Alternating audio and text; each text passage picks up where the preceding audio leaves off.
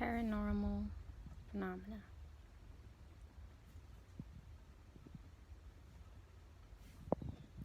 So, I'd like to talk about paranormal phenomena and how you recognize it, and furthermore, what you can do to keep it manageable. What is it? So, first of all, there's nothing to be afeared of. There's nothing to be afeared of. You are a complete spiritual being. You are sovereign in your spiritual strength, and there's nothing that can take your will from you. There's nothing that can take that from you, and there's nothing that can take that away from you. You are complete in and unto yourself, and that's what you need to know. So, what's paranormal phenomena? And in this video, I'm focusing on anything that's more displeasing that you come across, in your findings, and you might see something or enter a place and it seems to be haunted to you. How do you deal with that energy, especially if it's a place you'll be frequenting? So when I enter a space and it seems to have a presence there, well, firstly, I ask, is it harmful? Is it threatening? Is it a presence that I wouldn't enjoy having around, or feel that I could learn from or benefit from, or find something productive that I can do with this presence being here in a space that I also am present in? So that's the first thing. Sometimes you'll walk into a glade and there'll be a bountiful presence. There'll be a presence there. You'll walk into it and you can feel with your bare feet, the soles of your feet, you can feel all of this life all around you. You can feel the trees that are freshly washed by the rain, recent rains. They have water. You can feel all of this good energy. Maybe you feel comforted. You feel as though there is living presence there. There's living presence. And maybe you walk over to a river that's running through, or a little creek, and you are walking along and something you walk through is unsettling. There's like almost a jolt or something, kind of gives you the shivers and you don't like it. It's not something that you immediately feel is good.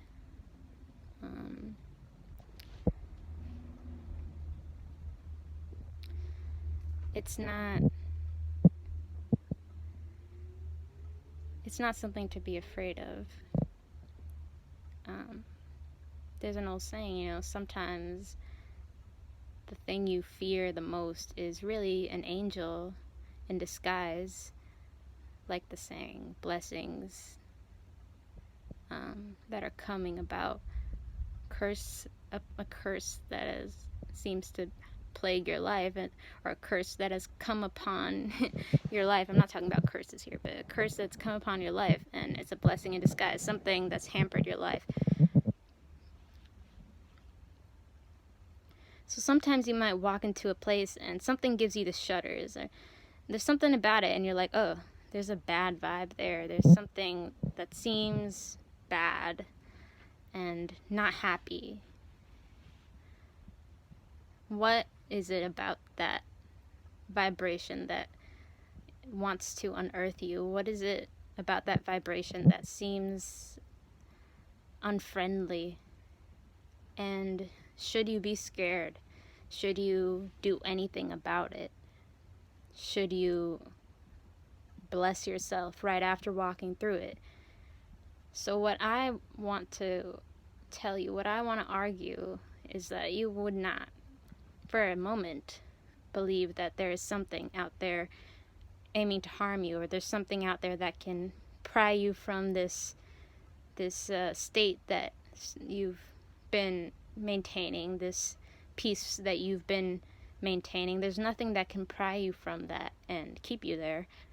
There's nothing that can pull you out of it. But sometimes, there are holes in the ground. Sometimes there are areas that have been left unkempt.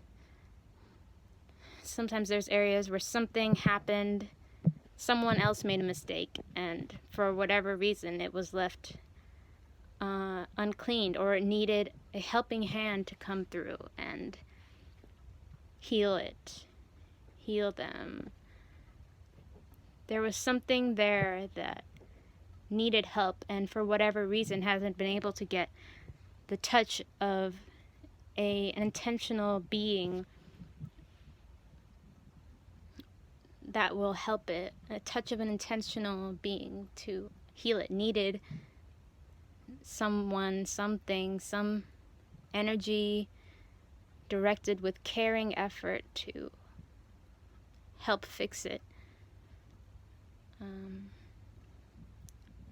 So that's why I think of these dark, murky patches, these chaotic patches of energy. They're like matrices that have become chaotic, and something has fallen in on itself and is still lying in severe disrepair and simply needs a little adjustment to repair.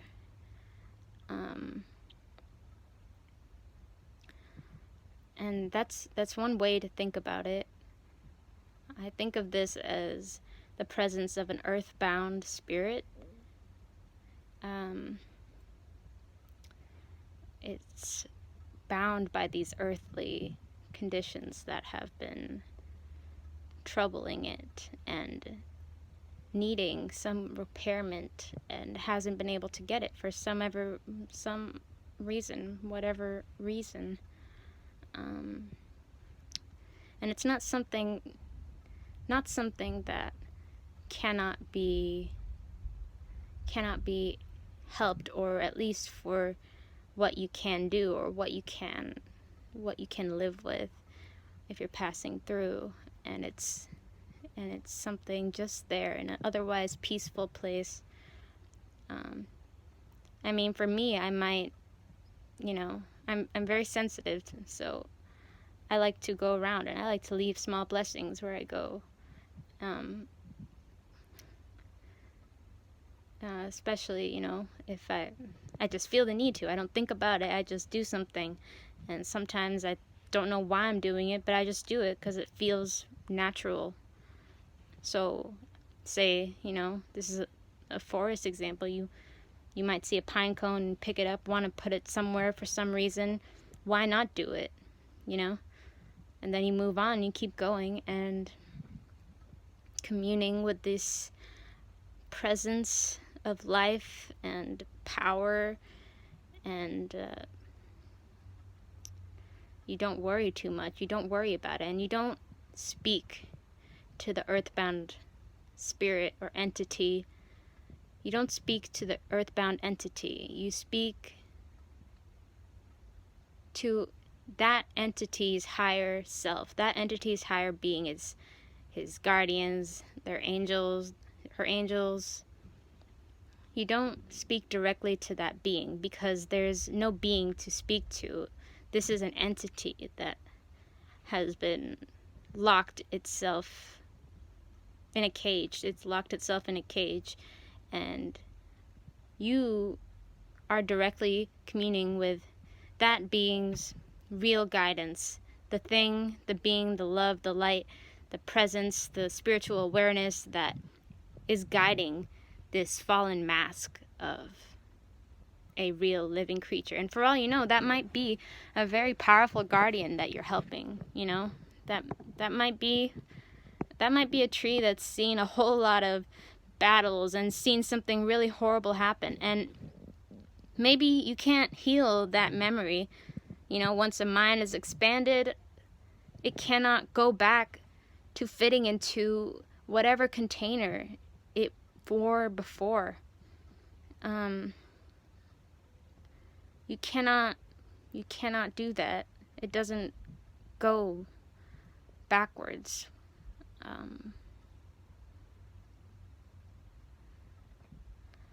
So you can't remove what you've learned that you needed to learn.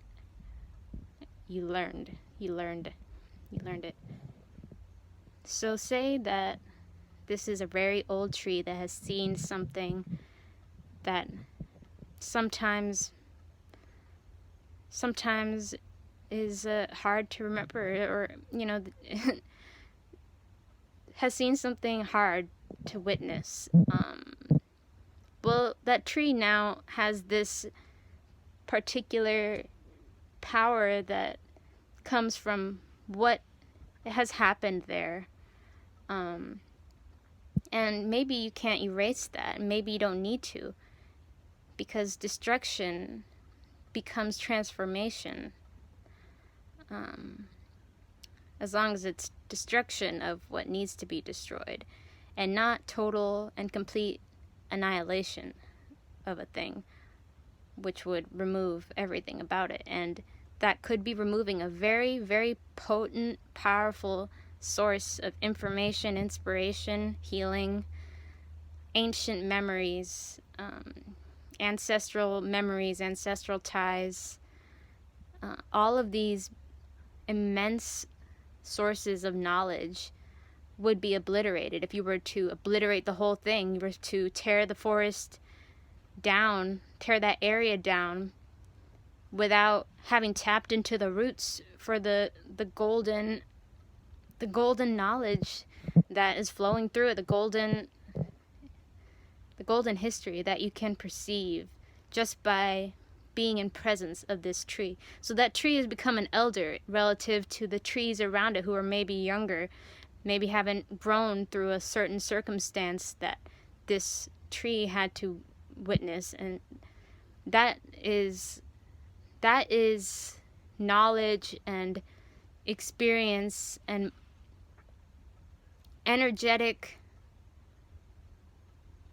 directing that this tree with bigger roots is going to travel through the whole system, interconnecting systems of roots that all trees have in a forest. And in a forest, you know, the roots are all communicating to each other. It's been recorded, and you can hear sounds. It's been scientifically recorded that roots make tapping noises, and they tap. I'm not saying they have nervous systems like human beings, animals, but there is a energy. There's electricity flowing through trees, from the roots to the top to the bottom. The sun's coming in. If they're alive, then they're circulating energy and electricity. So all of this wiser, older tree is going to have a unique symmetry and motion, movement, balance, and circuit, it's going to have unique changing points and signaling points that will provide information that's really important in the forest area that this tree is in, because that tree is capable of noticing certain things because they've noticed them before. So they can be signal makers. They can be signal makers, mark certain moments, and help other trees grow stronger and more aware of current climate and conditions, and more aware, more changeable with the need, in time of crisis, rather than overgrowing, undergrowing. It's all connected, and the information is passed along through this root system. So this has been about earthbound spirits. The bottom line is, you are self-sovereign. Nothing can take you off your guard. Nothing can take you off your voyage, your path. No being, no matter how darkly chaotic it might be, is to be feared. And furthermore, you can draw a bounty of knowledge that you have not yet seen from this being and entity once you bless it. And just a little side note, I will do a video on protection spells and whatnot. I'm just gonna leave a few things that you can use if you are needing more protection energy, or you want to do something to fend off certain negative entities, things that are used in the destructing and corroding of these things. Old as time is salt. Throw your salt over your shoulder. Salt is a very old tool. Holy water, silver, iron too. That's more lore about fairies, fairy magic. That's not what I'm getting into right now, though. But iron, nails in particular, iron nails.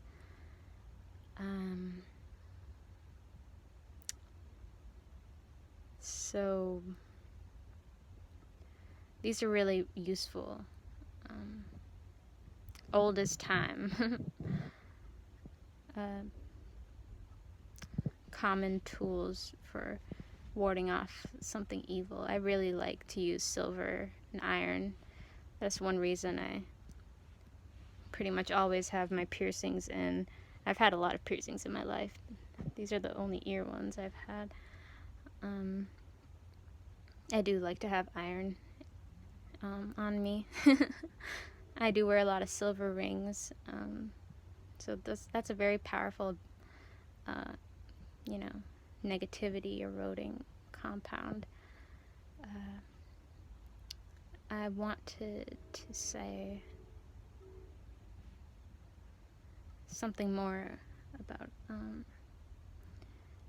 protection stones, common protection stones. There's also a hag stone. Any stone that has a hole in it naturally, and those can be found around bodies of water, flowing water. That's a hag stone. Smoky quartz, obsidian. I find garnet very helpful as well. Any of these earthy toned stones, but obsidian, definitely. That's a very old one, very common one used in this area of magic. And that's what I'm gonna say about earthbound entities and what to do when you come across something you might believe to be earthbound.